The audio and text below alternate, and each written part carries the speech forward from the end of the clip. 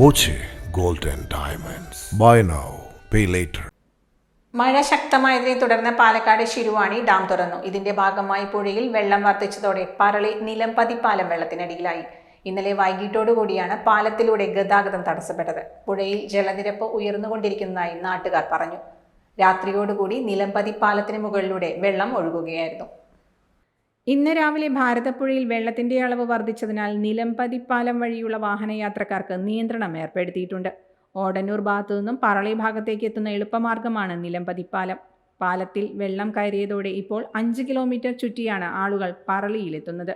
പാലത്തിലേക്ക് വെള്ളം കയറുന്നത് കൊണ്ട് പുഴയിൽ ഇറങ്ങുന്നത് തടയാൻ പ്രത്യേക നിരീക്ഷണവും പഞ്ചായത്തും പോലീസും ഏർപ്പെടുത്തിയിട്ടുണ്ട്. Dot view news. കാഴ്ചകളാണ് ലോകം. കണ്ടു തുടങ്ങുക.